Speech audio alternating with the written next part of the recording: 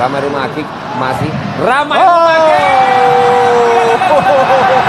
Kaigat ulang coba-coba. Ya teman-teman, baru saja beberapa menit yang lalu usai sudah uji coba timnas Indonesia menghadapi Timor Leste. Indonesia menang dengan skor 3-0. Gol dicetak oleh Terence Bohiri, kemudian Rumah Kick dan again Ricky Kambuaya. Ini no offense teman-teman, tidak ada menjelek-jelekkan timnas Indonesia ya. Bahwa apa yang dilakukan oleh timnas Indonesia di pertandingan kali ini monoton. Tidak memiliki skema yang jelas, tidak memiliki konsep yang jelas bagaimana cara bermain teman-teman. Sebelum kita membahas pertandingan ini, coba breakdown teman-teman pemikiran kita. Sebenarnya bagaimana sih karakter permainan timnas Indonesia di dua pertandingan uji coba menghadapi Timor Leste ini? Ball possession kah? Tidak begitu ball possession dengan penguasaan bola. Walaupun lawannya Timor Leste teman-teman. Melakukan high pressing kah? Gegen pressing, counter press teman-teman. Nggak begitu. Ya, ada beberapa momen melakukan pressing, ada juga beberapa momen kendur pressingnya. Coba komen di bawah, karakter pemain timnas Indonesia itu bagaimana? Karena kalau kita berkaca dari dua pertandingan ini teman-teman, Timor Leste di pertemuan pertama dengan Indonesia menghadapi Timor Leste di pertemuan kedua ini, bisa teman-teman lihat, nggak ada begitu jelas konsep permainan, skema dari timnas Indonesia itu sendiri. Nah, kalau kita bicara tentang konsep karakter permainan teman-teman, sederhananya seperti ini. Teman-teman, sebelum menonton pertandingan Barcelona di masa Pep Guardiola ataupun Pep Guardiola pada saat melatih Bayern Munich ataupun Man City, ini berkali-kali aku sebutkan teman-teman. Karakternya itu jelas. Sebelum kita menonton pertandingan itu, udah tahu kita nih, Pep Guardiola akan melakukan permainan ball possession, tiki-taka penguasaan bola dan menciptakan banyak peluang, menciptakan banyak gol. Udah tahu kita, sebelum pertandingan pun udah tahu kita karakter, ciri khas, sistem, skema permainan dari Pep Guardiola. Jurgen Klopp dengan counter pressnya, sebelum bermain kita udah tahu nih Liverpool melakukan pressing, hilang bola, press, hilang bola, press, hilang bola, press. Secepat mungkin menghasilkan serangan untuk menciptakan gol. Dan beberapa pelatih-pelatih lainnya teman-teman yang ada di dunia. Kembali di pertemuan ini, khususnya pertemuan kedua teman-teman, Indonesia menang 3-0 menghadapi Timor Leste. Karakter permainan, ciri khas permainan seperti apa yang ditunjukkan oleh Indonesia, ini no offense, ya nggak ada menurut aku teman-teman.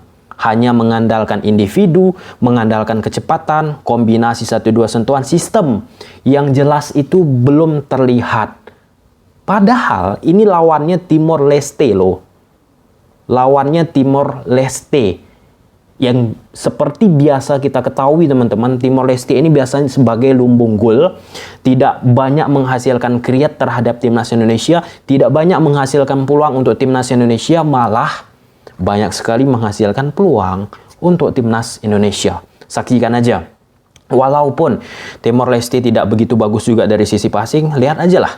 Beberapa passing-passing yang dilakukan oleh Timor Leste, letaknya bola itu ke belakang garis pertahanan dari Indonesia. 4 back Indonesia, bola itu diletak di belakang, kemudian blind inside, lari dari belakang pemain Timor Leste. Gitu aja konsep permainan Timor Leste, dan itu membuat timnas Indonesia kocar-kacir untuk menghentikan serangan dari Timor Leste. Itu berkali-kali dilakukan oleh Timor Leste.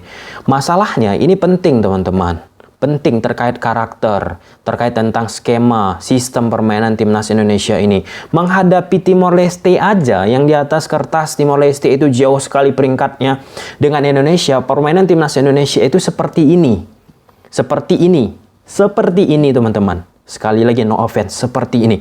Apalagi ketika menghadapi tim-tim yang levelnya di atas Timor Leste, bahkan di atas timnas Indonesia itu sendiri. Konyolnya lagi teman-teman, Indonesia tidak mampu menghentikan satu pemain dari Timor Leste. Paulo Gali Praetas.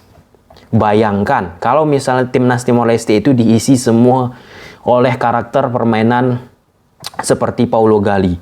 Tentunya akan semakin merepotkan timnas Indonesia dalam bermain teman-teman. Kita lihat aja lah lagi, kembali ke karakter permainan timnas Indonesia.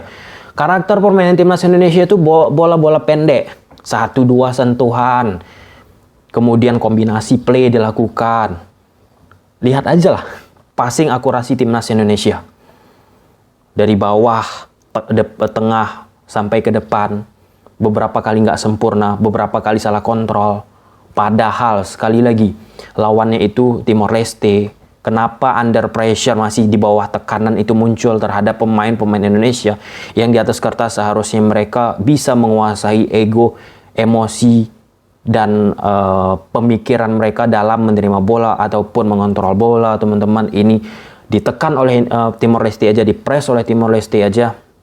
Pemain timnas Indonesia bermasalah dalam sisi ball retention, penahanan bola, teman-teman. Hal-hal itu masih terlihat ketika menghadapi Timor Leste. Jadi belum ada, sekali lagi teman-teman, skema, bentuk, karakter permainan timnas Indonesia di bawah Sintayong. Menurut aku di 2 FIFA Matchday menghadapi Timor Leste ini, teman-teman. Aku nggak kebayang aja ketika menghadapi tim yang lebih atas, lebih berkualitas, seperti banyak pendapat orang sebaiknya Indonesia itu menghadapi tim-tim yang berkualitas di atas Timor Leste. Nggak kebayang. Karakter, skema, bentuk permainan Indonesia pasti bakalan lebih sulit menghadapi Timor Leste aja seperti ini. Tapi kita bicara tentang, ya ini kan uji coba, Bang. Pasti timnas Indonesia, Sintayong mencoba segala cara untuk merotasi, untuk mencari, teman-teman. Tapi ini lawannya Timor Leste, dan seperti apa yang disampaikan oleh Sintayong di pertemuan sebelumnya, teman-teman, di babak 1 sangat marah Sintayong terhadap permainan timnas Indonesia. Kalau kita bicara, teman-teman, overall di pertemuan kedua ini patut untuk dimarahi Sintayong kembali, quote and quote, pemain-pemain timnas Indonesia. Ya, kita ambil aja contoh, teman-teman. Dewangga salah passing, passing yang harusnya pendek, mudah, dibuat sulit. Kalau bisa dipersulit, ngapain dipermudah? Kita lihat tuh permainan timnas Indonesia, teman-teman. Kalau bisa disulitkan, ngapain dipermudah?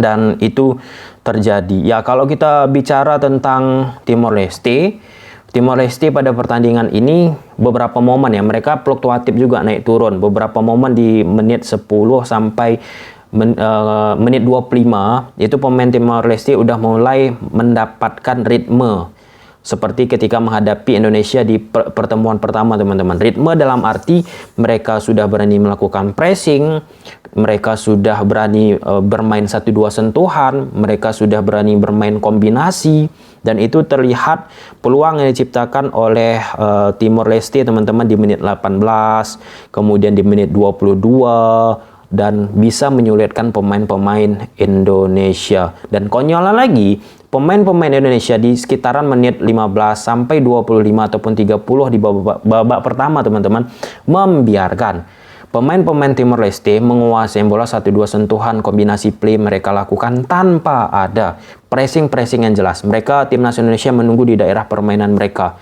Jadi seperti anomali, teman-teman. Ya, Indonesia melakukan beberapa pressing, teman-teman, tetapi beberapa kali tidak melakukan pressing dan hanya menunggu. Anomali dalam arti seperti ini. Indonesia level sepak bola itu jauh loh dengan Timor Leste. Kita bicara aja, teman-teman, ketika di AFC Cup Indonesia tim-timnya bertemu dengan Lalenok, bertemu dengan whatever, siapapun tim yang mewakili Timor Leste di AFC, itu digulung habis-habisan. Hampir tidak ada peluang-peluang ataupun dominasi diciptakan oleh Lalenok di AFC Cup. Contohnya beberapa waktu lalu PSM Makassar menghadapi Lalenok, teman-teman. Itu digulung oleh pemain-pemain PSM Makassar. Dan Lalenok merupakan tim yang paling top di Timor Leste, dibuat sengsara. Nah, ini masa timnas Indonesia diisi oleh pemain terbaik Liga 1 Indonesia, representatif, teman-teman, kemudian ditarik ke timnas Indonesia, permainannya seperti ini. Ini no offense, teman-teman, tapi layak sekali lagi seperti apa yang disampaikan Bung Palen di komentator siaran ini, teman-teman, dan Bungkus, layak dimarahkan, quote and quote, dalam tanda petik, karena Terence Puiri, Ricky Kambuaya, Rumakik, teman-teman, cobalah lihat 3 pemain ini loh, yang menurut aku ya memiliki daya juang, memiliki konsistensi dalam permainan, memiliki keinginan kuat, teguh untuk berbuat banyak terhadap Indonesia. Kalau Kambuaya menurut aku konsistensinya udah cukup persisten teman-teman, baik itu di pertandingan resmi dan pertandingan uji coba. Nah, perlu teman-teman lihat aja pemain itu konsisten ketika di pertandingan resmi dia bagus mainnya, di pertandingan uji coba dia bagus mainnya. Karena kan banyak tuh overconfidence ketika pertandingan uji coba, ya main ala kadarnya, seadanya aja tanpa ada permainan yang luar biasa ditunjukkan. Sedangkan Kambuaya tunjukkannya di pertandingan hanya menghadapi Timor Leste aja dia tunjukkan. Dan bahkan ada beberapa pemain yang tidak menunjukkan keseriusan dalam tanda petik ya, ini subjektif teman-teman, tapi no offense ya, seperti beberapa pemain yang kita sebut, ada Dewangga banyak salah passing, kemudian ada Edo yang banyak salah passing di match Timor Leste yang pertama teman-teman menghadapi Indonesia. Kalau misalnya seperti ini permainan Indonesia seperti yang dikatakan STY di pertemuan pertama, Indonesia sulit merajai Asia Tenggara sepak bola teman-teman. Sekali lagi ini penutup teman-teman. Aku entah mengapa ya agak geli gitu melihat komentar-komentar ataupun caption judul di YouTube teman-teman terkait tentang beberapa pemain timnas Indonesia, terkait Marcelino ya. Musim depan diajak STY ke Korea. Lihatlah debut Marcelino membuat STY terperangah. Kemudian Marcelino Ferdinand merubah segalanya, merupakan god di timnas Indonesia. Kemudian teman-teman, pemain 17 tahun ajari Timor Leste sepak bola. Nah, ini over fraud yang dilakukan oleh oknum-oknum yang mengupload di YouTube sangat-sangat tidak manusiawi menurut aku ya. Kemudian anjir, pantas aja masuk top wonderkid dunia. Lihatlah reaksi STY usai melihat debut Marcelino Ferdinand. Ini no offense ya teman-teman, tapi over fraud seperti ini yang membuat mental pemain Indonesia itu kadang terlena pada akhirnya. Kemudian Sintayong sampai bengong lihat aksi Marcelino Ferdinand buat back lawan kocak-kacir, Iniestanya Indonesia. Luar biasa. Kemudian Ronaldo Kuateh, god dari Indonesia, menari-nari di lapangan. Terus banyak sekali komen ataupun judul-judul yang terlalu over di YouTube teman-teman. Dan penutup terakhir teman-teman, coba komen di bawah. Timnas Indonesia itu karakternya bermainnya seperti apa? Jangan hanya sekedar menang, tapi lihat proses daripada kemenangan itu. Menang penting, tapi lihat prosesnya terhadap permainan sepak bola Indonesia. Karena penting efek kolateralnya terhadap pemain-pemain Indonesia atau Liga 1 Indonesia ketika sistem di timnas ini, gaya permainan timnas ini berkarakter. Kalau misalnya dari Liga 1 tidak memiliki karakter yang bisa ditularkan terhadap permainan timnas Indonesia itu sendiri. Sampai sini aja videonya. Bye.